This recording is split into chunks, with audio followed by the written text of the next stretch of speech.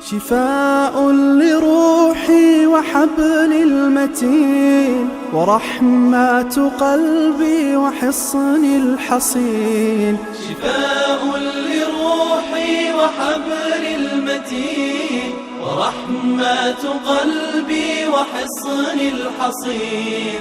وأمن حياتي وخير الدليل إذا تهت يوما مع الحائرين. فقرآننا هدينا والحبور وبشر يسلي الفؤاد الحزين. وفي الليل عند احتلاك الظلام سيبزغ منه الضياء. أعوذ بالله من الشيطان الرجيم. بسم الله الرحمن الرحيم. الحمد لله والصلاة والسلام على رسول الله وعلى آله وصحبه ومن والاه. أما بعد. Hürmetli kardeşler, biz bugün Sure Bakara'nın 236. ayetini okuyumuz. İlgirki ayetlerde yani şu kündükdek tekrarlavatımız nikah hakkında, talak hakkında, ayollarning iddeti hakkında, iddet jarayonidagi ayollarningki hareket qilish doirasi, chek-chegarasi, boshqa erlarningki yaqinlashish doirasi, chek-chegarasi va mu'minlarning bunga qarata mas'uliyat masalalari haqida so'zlab kelgan.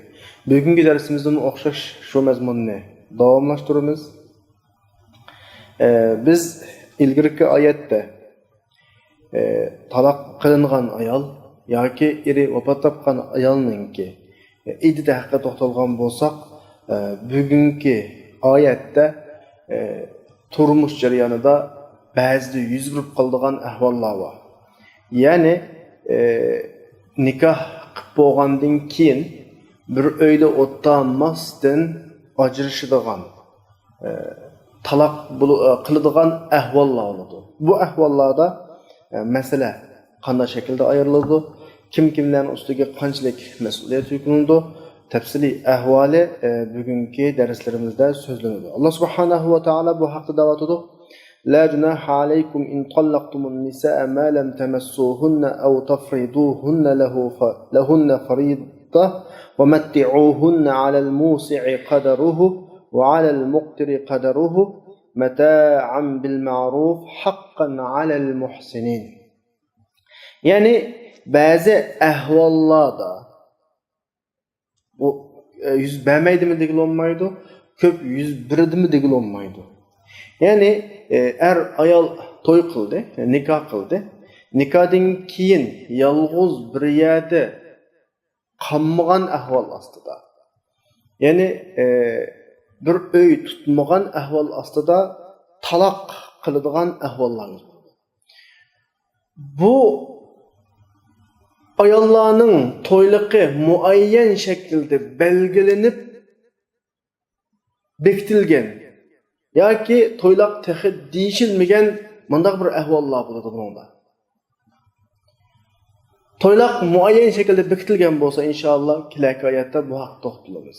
Bugungi oyatimizda to'yloq aniq belgilanmagan, ancha pul, mancha pulda belgilanmagan, to'y qilishga tutishib, nikoh qilib, boshqa shartlarni hammani hozirlab, nikoh bo'lgandan keyin ma'lum bir sabablar bilan, mayli qanday sabab bo'lsa bir sabablar bilan ajrashib ketdi. Ya'ni uy tutmasdan, bir yerga kelmasdan ajrashib ketgan ahvol ostida Alloh subhanahu va taolo bizga nima deydi? Bunda ahvol bo'lib qolsa hech qisi yo'q. La junaha alaykum degani, bunda ahvol bo'lib qolsa gunoh yo'q sizlarga. Ya'ni ayollar bilan to'y qilib bir yerga kelmagan ahvol ostida yoki ularga muayyan bir to'yloqning o'lchamini bekitmagan ahvol ostida ajrashib ketsanlar hech qisi yo'q. Chunki din insonning tabiatiga qarshi yo'l qo'yilgan hukm bo'lmag'achqa erning yoki ayolningki qaysi birisininki majburiy shaklda bu uyni, bu oilani davomlashtirish majburiyati yo'q. Agar turmushda rahat bo'lolmay qolsa ajrashsa bo'ladi. Meyli o bir nikah qilib öy tutib bo'lgandan keyin ajrashsin yoki öy tutishdan ilgari ajrashsin, bu bir ixtiyorlik berilgan ahvol. Buning masala yo'q. Lekin mushu vaqtida her tarafninki bir haqqi bo'ladi. Mesela xususan ayol kishi mashta ahvol ostida bir qalbi sunish quduch kelishi mumkin. Qalbi sunish quduch kelishi mumkin. Yani to'y qildi, nikoh qildi, ammo öy tutmasdan ajrashib ketdi. Gerçi hech bo'lmagandek bir jarayon bo'lsa-mu, ammo ruhiy jihatda bir narsa bo'ladi. Shunlashqa bu yerda ayol kishining ma'naviyatini ko'taradigan bir ish bo'lishi kerak. Bu bir. Ikkinchidan to'y qilib ajrashib ketgandan keyin ko'p hollarda o'chmanlik, adovat, yomon ko'rish, g'azab, nafrat o'rtada qoladi. Ya ayol erni o'chkirib nafratlanadigan ahvol bo'ldi, yoki er ayolni yomon ko'rib nafratlanadigan ahvol bo'ldi. Ajrashish bir jamiyatda qutlanmaydigan bir ahvol bo'lgan ekan, ajrashishning oqibati bo'lgan mushta o'chmanlik, g'azab, nafratni yaxshilikqa o'zgartiradigan bir ishlar bo'lishi kerak. Buning qarata Alloh subhanahu va taolo mush oyatda va matti'uhunna deydi. Chuqur ayol kishining ko'nglining og'irgan yerlarini aytadigan, o'chmanlikning oldini oladigan bir narsa bir shunga kerak bo'ladi. Matti'uhunna degan asli ko'nglini ko'tirish, ko'nglini echish, xushal qilish ma'nosida. Buni ulamolar har xil fikr bor. Bu yerda ayol er kishi mashta ahvol ostida ayol kishiga nim beradi, qanchalik doirada, qanchalik miqdorda bir narsa beradi desa, ulamolarningki buningga bergan izohati eng kichki ayol kishi ko'ngli xush bo'ladigan kichkina bir narsadan boshlab cho'nga qanchalik bo'lsa bo'ladi. Çoğun kaynata bir öy etmesin burada imkaniyeti olsa. Çünkü ajrashdın, tamam. Ya er ajrashishni xalagandı, ya ayol ajrashishni xalagandı. Ama bununla bilen, mushu nikohdan ilgari normal bir-biriga qaraydigan kishilarningki bir-biriga nafrat bilan, o'chmanlik bilan qarash qilmaydi. Buni oldin olishning birdan-bir yo'li bunun ko'nglini ko'taradigan, ko'nglini xush qiladigan bir narsa berish. Deganimizdek, eng oddiysi kichikkina bir sovg'at chaqliq bo'lsa, yuqorisi qanchalik cho'ng bo'lsa, qanchalik ko'p bo'lsa, qarshi tarafning ko'nglidan adovat ko'tariladigan, bir-birini yomon ko'radigan. Chunki er ayollar bilan bo'lib qolmaydi bu ahvol. Erning tuqqanlari va ayolning tuqqanlari va qo'lim xo'shtirib va urug' tuqqanlari va bir jamiyat hisobda kichik bir jamiyat, bir aymoq bilan u aymoq, bu mahalla bir-birini yomon ko'radigan, nafratlanadigan holat shakllanadi. Shunga mushuni oldini olish uchun matti'uhunna, ularning ko'nglini oladigan, xush qiladigan bir narsa birinlar. Izi kichikina bir sovg'atdan cho'nga imkoniyatingni qanchalik yarashib berish kerak deydi ulamolar. Mesela öy apremse olmalı, başka nasıl apremse aşağı bir konuyu götürüş gerek. Hem de ülmaliyenin şeyde eğer talışıp kalsa müşahede, mesela er mançilik alamendeydi, ayal mançilik bir sendeydi. Talışıp kalan ahval aslında hüküm noktasının ayrılış doğru yapıp kalsa toylakның yerimini biriddeydi. Yani çünkü toylak değişilmegen tutsa değilse, muşu ayalga okşaş tabaqadagi o'xshash saviyadagi turmush saviyasi, bilim saviyasi, jamiyat o'rin saviyasi olsun, mush ayolga o'xshash ayollarning to'yliqi normal odatda qancha bo'lsa, shuning yerimini berdi. Ma shaklda ayrildi. Ammo bu yerdagi eng muhim nuqta, ya'ni ikkili tarafningki ko'ngli sunmaydigan, o'ch, mallik, g'azab, nafrat, adovat qoldirmaydigan netijaga erishish chiqqan maqsad, bu yerdagi eng muhim nuqta oyatning oxirisidagi va alal musi'i qadaruhu va alal muqtiri qadaruhu. Qo'l illikida bor kishilarningki o'ziga yarasha bo'ladi. Qo'l illikida yo'q kishilarning o'ziga yarasha bo'ladi. Mata'am bil ma'ruf. Normal. Diqqat, normal. Yani onunla mı gelmeydiğen, bununla hakkı kirmeydiğen, her işkili taraf şu hükümden kiyin birisinden razı olgan şekilde ayrıldıgan bir iş bolsun. Bu haqqan alal muhsininki ihsan qilguvchilar, ya'ni yaxshi yo'lni tutguvchilar qilishga tegishlik bir majburiyat. Allah subhanahu va taala hech kim egil gap qilmaslik uchun kesib belgilamadi. Balki ermi o'zining ahvoliga yarasha anda cho'paylik qilmasin, tumurqirozlik qilmasin. Ayolmi erning umumiy ahvolini ko'z tutgan shaklda ochko'zlik qilmasin. İkkili taraf birisining xo'sh asosda. Bundan keyin o'chmanlik, adovat, g'azab, nafrat qoldirmaydigan shaklda ayrılsın. Xuddi nikoh qilishning oldida ikki jamoat, ikki oila, ikki kishi bir-biriga qanday qarashda bo'lsa, nikohdan keyinmi shu qarashni davom qilsin degan maqsad Allah subhanahu va taolo bu hukmlarni bizga qanday qiladi da'vat. Endi oyatlarda bizning diqqatimizni tortadigan inchki ba'zi nuqtalar bor, tez-tezlab o'tamiz. Oyat ayollar bilan nikoh qilib bir öy tutmay turib degan ifodani bu yerda massa degan so'z bilan ifodaladi. Arab tilida so'z ma'nosini, asli ma'nosini tahqiq qilgan vaqtimizda massa degan siylash degan ma'noda. Buningdan cho'nqurroq qarshi tarafga sizin bagudek silashni lamasa deb bir pil var. İkki taraf birisi-birisiga ta'sir qilgudek silash lamasa degan shaklda ifodalanadi. Ya'ni bu Qur'oni Karimninki ifodalardagi adab, axloqqa rioya qilgan shakllardan birisi. Ya'ni munosabat ailevi ayol o'tirdigan munosabat o'tkazish ifodasini silash ifodasi bilan ifodalayotidu. Sur Maryamning 20-oyatidami Maryam alayhissalomga aslining bolang bo'ladi deb xabar berilgan vaqtida o'zininki pak bir ayol ekanligini, balasi bo'lish tegishlik hech qanday bir ishning bo'lmaganligini ifodalashda mana ifodalagan anna yakunu li g'ulam va lam yamsasni bashar. Yani bunun qanday bolam bo'lsin, mana hech kim tegib boqmagan bo'lsa, ya'ni tegish qilish biz Uyg'ur tilidami qo'lni tutish deymiz-ku. Men palanning qo'lini uchun tutib boqmadim, qo'lni tutib boqmadim deymiz-ku. Shunga o'xshagan bir ifoda. Bu nuqta bir bizning diqqatimizni tortadigan nuqta. Ya'ni masalalarni ifodalashda eng tuvanchakka chugizib adab, axloq o'lchamiga qanday qilish, rioya qilish masalasi. Undan keyin oyatda agar ayollarni taloq qilsanglar degan agar ifodasida arab tilida ikki xil agar bor. Birisi in, ya'ni birisi iza. Iza ko'p hollarda yuz berish ehtimoli kuchli ifodalarga qo'llaniladi. Chunki bunday bo'ladi, mushta bo'lib qolsa degandek. In yuz berish ehtimoli oz ishlarga in ishlatiladi. Ya'ni bu yerdan bir ifoda chiqadiki, taloq Allah xalamaydigan ishlarning birisi. İslam oilalarning cho'lishini asla xalamaydi. Ammo cho'lishga tegishli bo'lib qolgan vaqtda birisini birisiga tengib, u oilani bir chidag'il olmaydigan narsaga aylantirmaydi. Chunki davomlashmagan oilani majburiy davomlashtirish nurg'un undan beter natijalarni keltirib chiqarishi mumkin.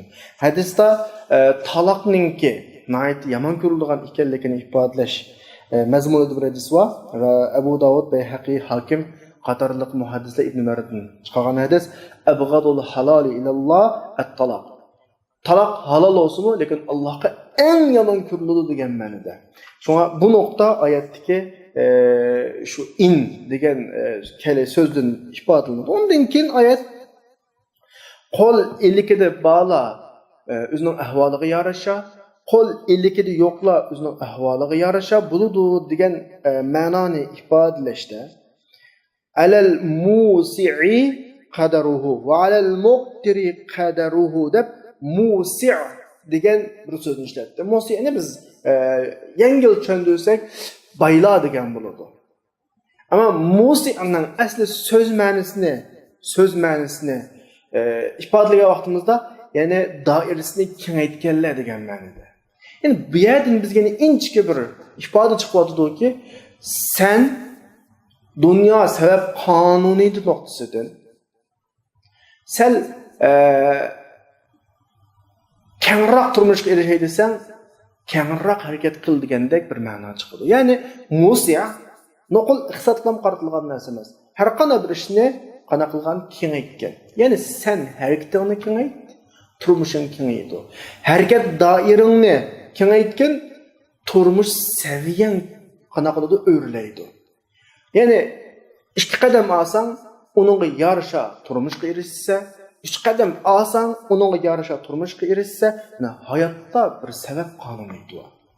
Bizning Uyg'ur tilidan bir maqol tamsildan birisi bor. İşlegan tishlaydi. Ishlagan qana qiladi, tishlaydi. Ya'ni sen qanchalik harakat qilsang, shunchalik natijaga erishsa degan ma'noni yushurib bizga bir vaqtda yuqorqi asosiy ma'nodan boshqa. Endi oyatda yana bir diqqatimizni tortadigan nuqta qo'l ilikida bala o'zining imkoniyatiga yarasha. Qo'l ilikida yo'qlar, ya'ni kambag'allar o'zining imkoniyatiga yarasha degan ifoda birlik shaklda ifodalangan. Uning oldida vamatti'uhunna ayollarning ko'nglini ko'taradigan, ko'nglini ochadigan bir narsa. Biringlar deganni ko'plab umumiy shaklda keltirdi.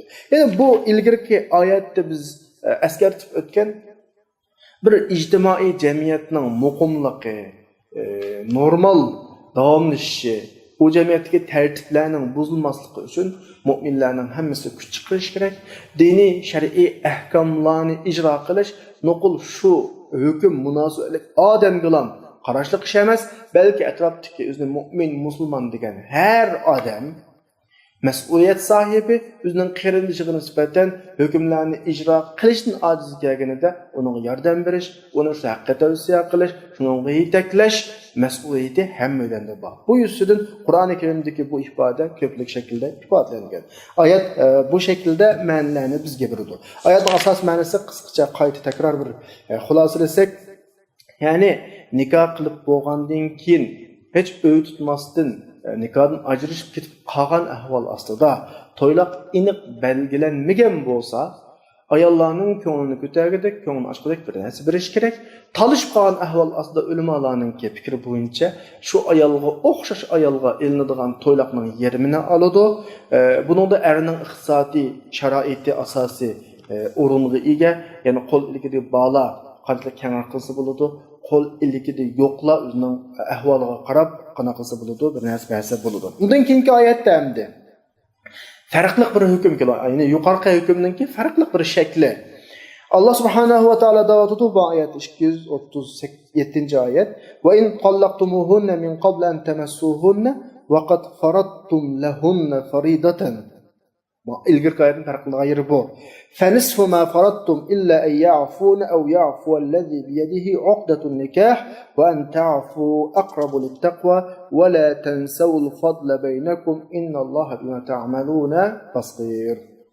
Yani ilgirki oyatdagi o'xshash o'y tutishdan ilgari taloq qildinglar, ya'ni ajrashib ketdinglar. Ammo to'yloq aniq belgilangan, ya $1000 ya $2000 degandek aniq belgilanib bo'lgan bo'lsa, çoxum belgilengen to'yloqning yerimi ayollarga yerini verirler. Bütün bilinmeydi çünkü bir nikah o'qilgandan boshqa hech bo'lmaydi. Birilmay qolmaydi çünkü ayol kishi bir quruq olsun bir uyga kirib, bir nikohli oilaga kirib, nikohli qilib, uningdan chiqadi. Bu yerda ayol kishining tatadigan ma'naviy bir nimasi bor, bir aramligi bor, rahatsizligi bor. Er kişinin tatadigan ma'lum bir ma'naviy rahatsizligi va erning haqqi va ayolning haqqi bilan teng qo'yilishi kerak. Nikoh butunlay birilib erga ziyon chunki er bir oila qurolmadi, butunlay birilmay ayolga ziyon solish qolmaydi. Chunki ayol kishi bu yerda bir oilalik bo'lib chekinib chiqdi. Chunki ayol kishiningki darajasi to'y qilgan, qilmaganlik qarab yuqori ham bo'lib, hammalar bilamiz. Bu bir ma'naviyat manevi hak meselesi var. Muşun noktalar asasında Allah subhanahu wa ta'ala erni ve ayolni ten gözlüğü asasında toylakni oturun içki göpülüp yerimini aladı, yerimi erge kalıdı. Lekin bu bir adalet endi. Adaletin mi bir yaş tarafı var? Yani fazli merhamet kılış, meyliye dıvıtış, ihsan babı. Dinning qoidasida adolat deb bir bob bor. Bu eng yuksak Alloh subhanahu va taolo bizdan ro'yobga chiqishimizni talab qilgan bir nuqta. Buningdan yuksak bir taraf bor yana. U o'simi ihson. Adolat her ishni joyida qiladi, o'z joyiga qo'yadi. Har odamning haqqini o'ziga ayiradi. Ammo ihson desa, haq egasi o'zining haqqidan tushib turadi. Haq egasi o'zining haqqidan qana qilib tushib turadi. Shariat shu nuqtada adolatni barpo qilish bilan birga ihsonni targ'ib qiladi. Nima ish qilish? Adolat olsunmi? Her haqni o'z egasiga qaytargan taqdirdami, ba'zi nizo adovatlarni qoldirishi mumkin. O'chmanlikni qoldirishi mumkin. Chunki hammadan men haq egasi deb qaraydi. Mening to'g'ri deb qaraydi. Adolat tarozi qilib hukmni ayirgan bilan qarish taraf o'sha mening to'g'ri etdi, mening haqqimdi deb qoladigan bir taraf. Shunga shariat adolatning ustida ihson bobini, ya'ni boshqalarga qana qilish, yaxshilik qilish, o'z haqqidan voz kechish bobini qana qilgan ochgan ishkini. Oyatimda aytadi, qoida shu, adolat bu. Ya'ni to'yloqning yerimini ayol elish, yerimi eriga haq qilish adolat bu. Ammo ihsonchi. Ihson afv qilish. Ya'ni qo'yib etish, qarish taraf uchun o'z haqqidan voz kechish. Ana kim voz kechadi?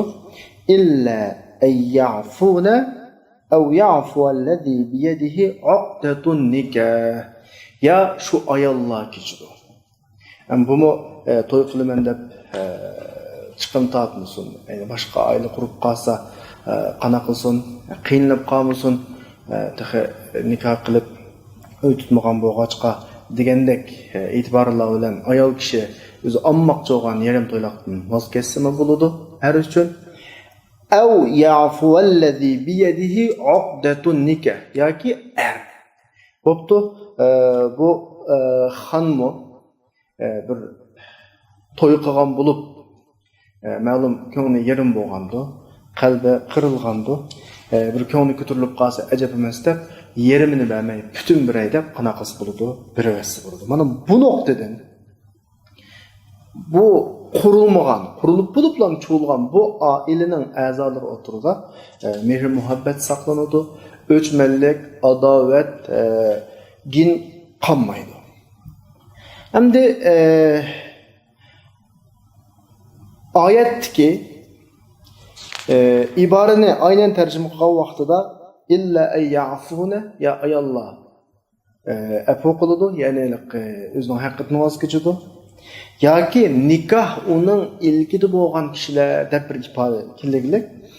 Ba'zi mufassirlar bu ifodani ayolning valilariga qarata tushundirdi. Yani ayolning valilari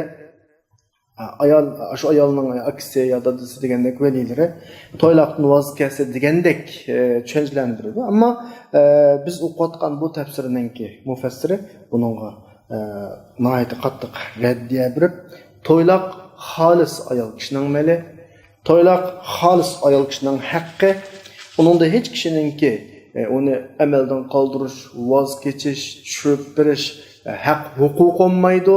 Bu yerda masala ikki kishi haqida bo'lyotdi. Birisi yana birisi ayol. Haq nuqtasidanmi er yoki ayolning haqqi haqida so'zlashyapmiz. Erning haqqi yoki ayolning haqqi. Majburiyat, mas'uliyat, ihson qilish, tushirish babidimi ham ikkisi asosiy mazmun bo'ladi.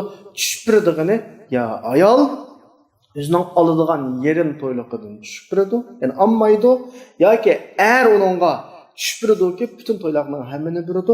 Bu shaklda deb Abdurrahimulloh bu nuqtani intayin qanaqagan ta'kidlagan. Chunki bir qism mufassirlarning so'zi bo'yicha unimi ayolning valisiga olsak, butun ihson, butun tushirish, o'z haqqidan tushirish besimining hammasi xuddi ayolga qaratilgan. Acaba yaxshilik qilishga, boshqalarga ihson qilishga, boshqalar uchun tushirishga loyiqmi? Tabiiyki, ermi tushirish kerak, ayolmi qanaqa qilishga tushirish kerak. Ondan oyatning oxirida Alloh subhanahu va taolo ve la tensavul fadla beynekum. Aranglardaki özara yaxşılık qilish, fazli ihsonni unutmanglar. Bu nokta intayin muhim. Yani eğer ayol oturus deyilayotgan gaplar yani. Bu mu ilgirki mazmundaki tushpirdigandan ki er yoki ayol ekanligini. Qanaqdir bir taraf hamma tushpirdigani cho'qim ayol bo'lish kerak, ya ayolning valisi bo'lish kerak. Sapla tushpirish besimi ayollarning shu tushdigan ish yo'q. Bu yerdagi masala ikki odam haqida bo'lyotdi. Er haqida bo'lyotdi, ayol haqida bo'lyotdi. Nikoh qilib, uy tutmay ajrashgan ahvol ostida deyishgan to'yloqninki yerimini ayol kishi oladi. Buning haqqi yerimini er kishi bermaydi, buning haqqi. Ammo ikki taraf birisi-birisiga qana qilib tushib turib, ya ayol men bo'ldi, anladim desima. Bumi yaxshi? Yoki er bo'ldi, hammani birvatdim, siz bir to'y qilgan bo'lib, chiqqan bo'lg'achqa, sizning ko'nglingiz yerim bo'lmasin deb butunlay hammani yerimni olib qolmay, butunlay hammani birvatsa. Bu tax yaxshi. Bu ahvol ikki kishi, er ayol. Bu ikki kishiga munosabatlik ikki oila, hatto ikki jamoat, ikki mahalla o'rtasidagi o'ch adovatni yo'q qilish, g'azab nafratni do'stlik, mehr muhabbatga aylantirishda cho'ng roli va shunga Alloh subhanahu va taolo va la tansawul fadla baynakum aranglardagi fazli ihsonni unutmanglar deb bu shaklda qana qiladi, xitob qiladi. Ya'ni Alloh subhanahu va taolo oyatning oxirisida va anta'fu aqrabu littaqwa. Afu qilish, tushirish taqvolikqa eng nima yaqin. Chunki men bir masala bor. Darsning boshida deb o'tdik. Adolat bilan hukm avval bayon qilindi. Yuqorqi ahvol ostida ayol yerimini oladi, er yerimini olib qoladi to'yliqning. Bu adolat. Ammo ikkisining qaysi birisining ko'nglida bo'lsin, men zulm qilindim, meni buzaq qildi deydigan bir xil tuyg'u bo'lishi mumkin. Ayol deydi, men ham bir to'y qilgan bo'ldim. Qanday olam bo'lmasin? Uy tutmasam. Men bu to'ylaqamning yerini bermasa, menga yerimini bersa, men zulm qilgan bo'lmamdi. Bir xil tuyg'u. Er kishi men uy tutmagan bo'lsam, bu oila davomlashmagan bo'lsa, nima deb unga yerimini bermadikmi? Bir xil ishida bir xil zulm shikoyati bo'lishi mumkin. Ham ikki tarafning birisi Allah'ın savabını izlep karşı tarafga öz hakkıdan düşüp bergen vaqtida karşı taraftaki zulüm tuyg'usi, zulüm şikayeti asla yo'q qo'ydi. Shuning bilan biz yuqorida davatqandek o'zaro o'chmanlik, nafrat, yomon qarash shuning bilan tugaydi. Bu nuqtadan bu Allohga yaqinlashgan bo'ladi. Shuning oyatning oxirida va anta'fu aqrabu littaqwa. Afu qilish, o'z haqqidan tushib ketish, tushpirish, bu taqvolikqa yaqin.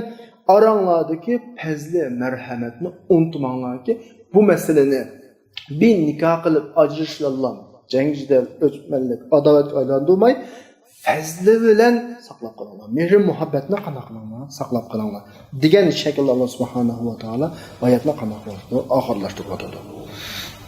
Hayatning oxirida innalloha bima ta'maluna basir. Alloh sizlar qilayotgan ishlarning hammani ko'rib turadi, bilib turadi. Ya'ni qilayotgan ishlarning shakli bir adolat qonuni tuzum bilan berilgan bilan mohiyatda har ishning orqasiga yushirilgan bir niyat bo'ladi insonninki. O'ylayotgan bir maqsad bo'ladi. Ya bu fazilat bo'ladi, ya razillik bo'ladi.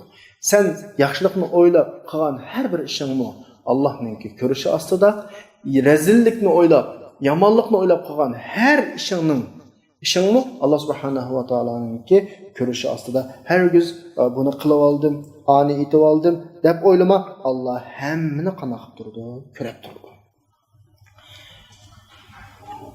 Ya'ni bu yerda bu oyat orqali Allah subhanahu va taolo shuni demoqchi. Biz yuqorida bayon qilayotgan ahkam meseleleri qanaqdir bir nuqul hüküm meselesi emas. Yani bunu bir xuddi bugungi kunda atrofimizdagi davlatning qonunlariga o'xshash qonuniy bir mesele. Qanaqasi ayrılısı bo'ladi, maslahat ya unda mesele emas. Bu onundan eşep, unda mesele emas deganim nuqul unda mesele emas, balki onundan eşep imani mesele. İmani mesele. Benim vazifem bu. Ya onda emas. Sen kıvatkan her işinde ibadet şekilde kıvatsa. İbadeti mesele. Başkalarına düşüp berginin mu ibadet? İman. Başkalarının hakkını cahide berginin mu ibadet? İman. Yani bu imani mesele, bir yol meselesi. Sen bu noktalarını doğru tutup baskan her bir kadının Allah onu görüp durdu. Bunu oylamasdan özünün hakkını, başkalarının hakkıyla koşup erişebilişine niyet kılıp algan her bir rezil kadınını hem Allah görüp durdu. Bu yerde Allah subhanahu ve taala bizge Allah heydi bir agahlandırış duruyordu. İnna Allaha bima ta'maluna basir. Ma o sel qarashga tegishlik agahlandırış emas. Meselesinin kalbinge münasebetlik mesele, ideyenge münasebetlik mesele, yüz berayotgan ishlarga qarata senin qarash fikringe qarata deyilayotgan mesele. Bugün dersimiz şunu bilan oxirlashadi. Va oxiru da'wana alhamdulillahi robbil alamin.